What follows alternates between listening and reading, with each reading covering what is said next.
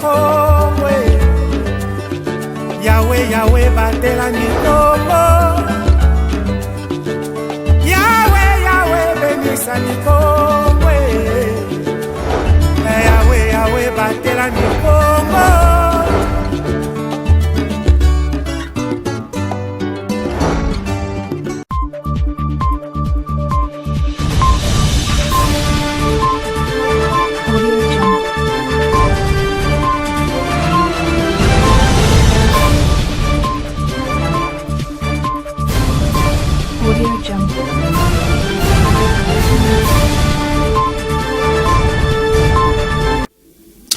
Bienvenue à ce journal réalisé par Clovis Solo. Salutations à toutes et à tous.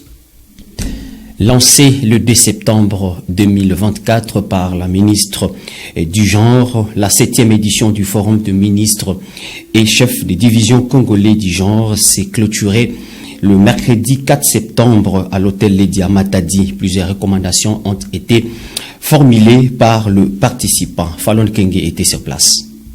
Cette 7e édition du Forum national sur le genre lancé lundi 2 septembre dernier à l'hôtel Lady de Matadi a été clôturée mercredi 14 août 2024. Réunissant les ministres provinciaux et chefs des divisions du genre de 24 provinces de la RDC, elle a porté sur le thème « Accélérer l'investissement pour promouvoir les genres et la protection des droits de la famille et de l'enfant ». La province organisatrice a, par le biais de sa ministre du genre, Carole Kiatazabou, fait l'économie des recommandations issues de ses travaux. Les recommandations suivantes formulées par les délégués de 25 provinces du pays, à l'exception de la Tchouapa. Premièrement, évaluer les résultats obtenus de la politique nationale genre 15 ans après en vue de sa révision pour atteindre les cibles de l'agenda mondial à l'horizon 2030. Organiser les états généraux de la famille pour aider à maîtriser des indicateurs liés à la composante famille.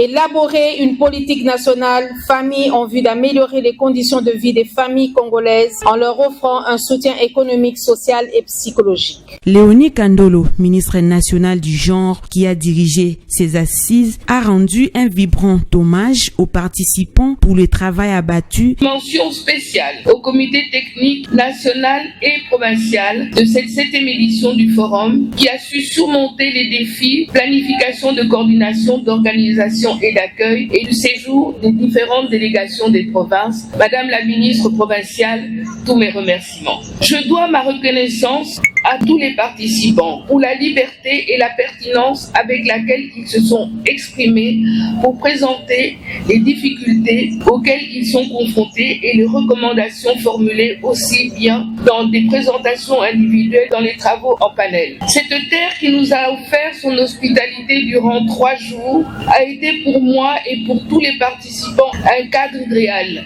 Par ailleurs, des danses folkloriques portant sur la culture Congo ont aussi marqué ces forums. Pour le gouverneur du Congo central, il aimerait voir plus de femmes congolaises actives que passives et compétitives au sortir de cette rencontre. Il est important de signaler que la 8e édition de ces assises seront organisées dans le Nord Kivu.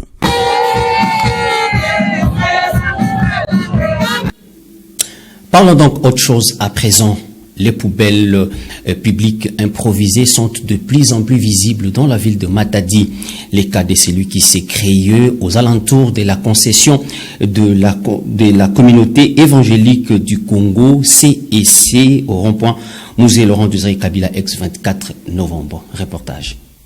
Autrefois, la responsabilité incombait à la communauté évangélique du Congo, CEC en sigle, Kest Lisanga. Avant la clôture de cette concession, les immondices étaient jetés dedans par des habitants de ménages riverains, les vendeurs ambulants et autres catégories de personnes, selon les informations nous fournies par plusieurs sources. Pour remédier à cette situation, cette concession jadis ouverte a été clôturée. En dépit de tout, la solution est loin d'être trouvée. Cette décharge publique improvisée a changé d'adresse. L'action n'étant plus possible, les déchets sont jetés sur les trottoirs, indisposant ainsi les paisibles citoyens, passagers et autres. Les ronds-points Musée Laurent Désiré Kabila, ex-24 novembre, est victime de manque d'une politique d'assainissement. Ces dépotoirs publics improvisés existent il y a plus de 2 ans, à en croire certaines sources. Cette clôture en tôle n'a pas découragé cette pratique.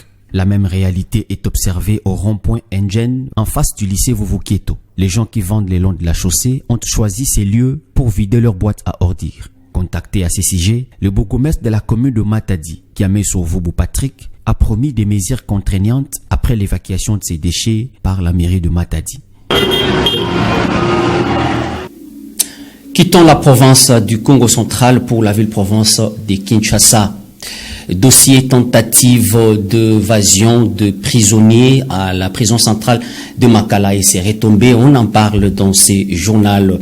La note circulaire du 10 septembre 2024 relative à l'interdiction des transferts des détenus préventifs à la prison centrale de Makala et celle militaire d'Indolo, signée par le vice-ministre de la Justice Samuel Mbemba, a fait l'objet d'une entrevue au bureau du Conseil de la magistrature le mercredi 4 septembre 2024.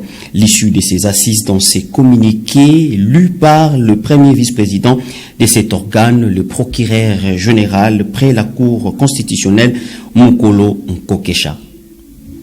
La prison centrale de Makala fut construite en 1957 avec une capacité d'accueil de 1500 détenus pour une population de plus ou moins 250 000 habitants de la ville de Kinshasa. Avec l'augmentation exponentielle de la population et l'accroissement de la criminalité, la solution appropriée pour résorber la surpopulation carcérale à la prison de Makala tient à la fois à la construction de nouvelles prisons et maisons d'arrêt et à l'application stricte de la loi sur la détention ainsi que celle sur le régime pénitentiaire. Contrairement aux déclarations faites lors des sorties médiatiques du vice-ministre de la Justice et garde des Sceaux, les magistrats ne sont pas responsables de la tentative d'évasion qui a eu lieu à la prison de Makala. Certes, l'arrestation est l'exception, mais devant la hausse de la criminalité dans la ville, les arrestations et les détentions opérées par les magistrats constituent une réponse légale et idoine pour sécuriser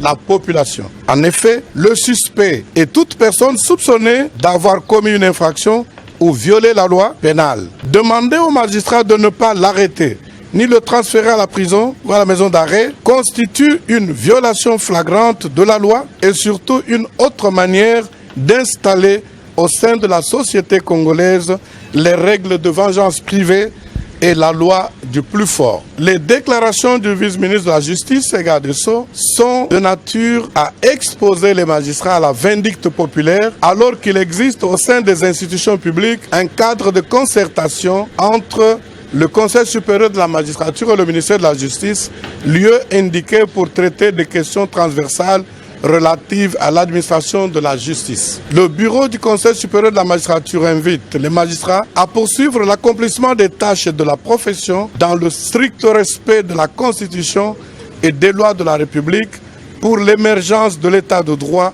en République démocratique du Congo. Par conséquent, ils sont tenus de rester calmes et de respecter en toutes circonstances les règles d'éthique et de déontologie. La série continue. Absent dans la ville le 10 septembre 2024, le ministre d'État en charge de la justice, Constant Mutamba, a fait une descente sur terrain à la prison centrale de Makala, question de palper du doigt les réalités de cette tentative d'évasion qu'il qualifie de sabotage des efforts du chef de l'État. Suivez.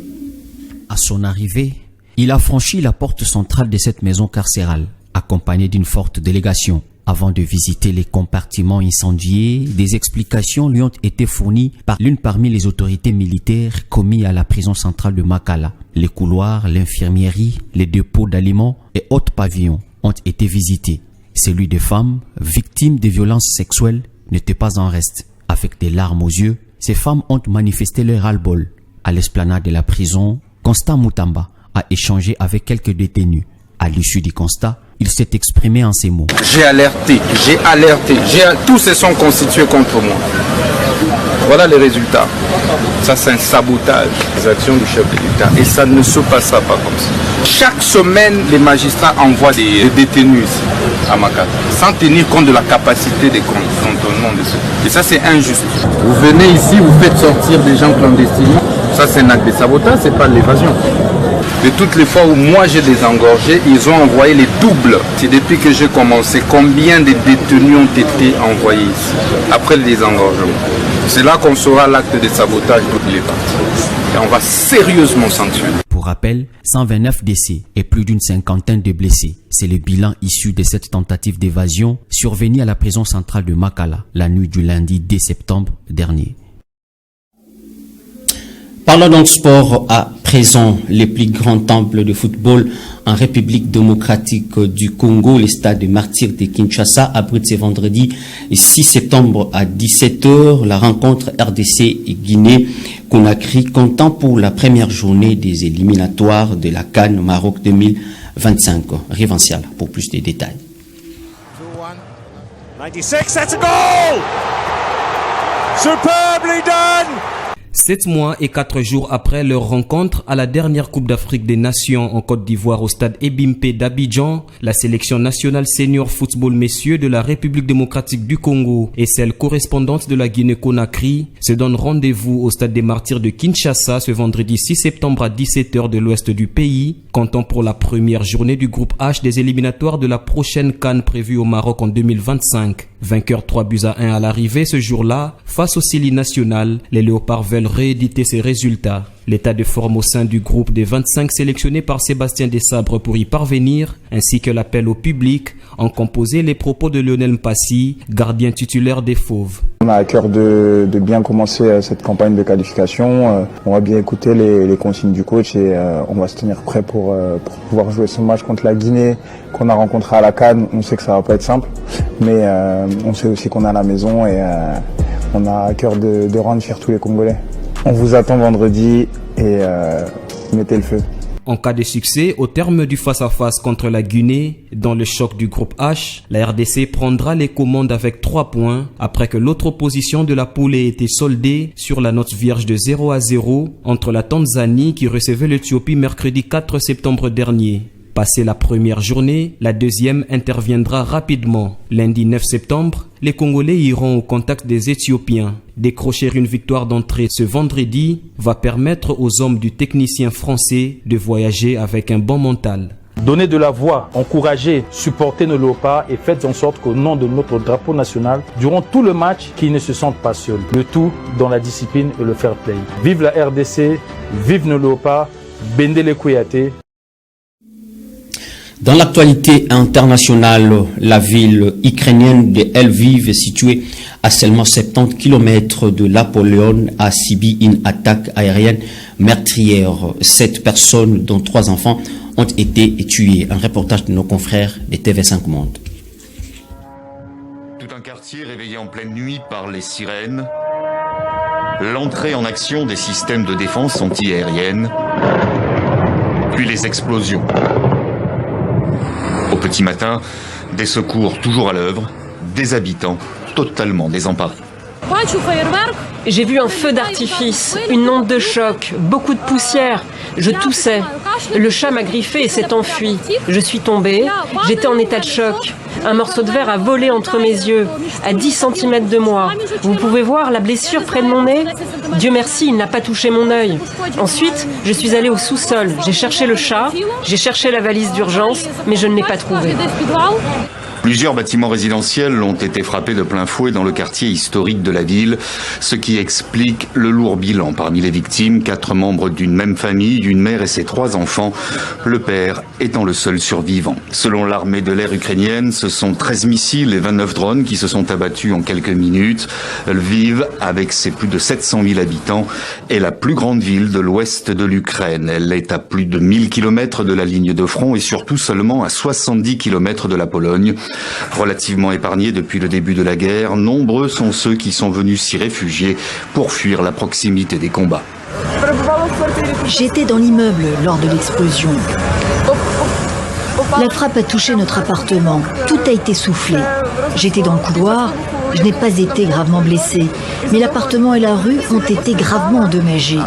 Nous sommes sains et saufs, mais le chat a disparu et tout est détruit chez nous. Nous sommes originaires de Dnepro. Nous sommes venus à Lviv pour échapper à la guerre. Mais la guerre nous a poursuivis jusqu'ici.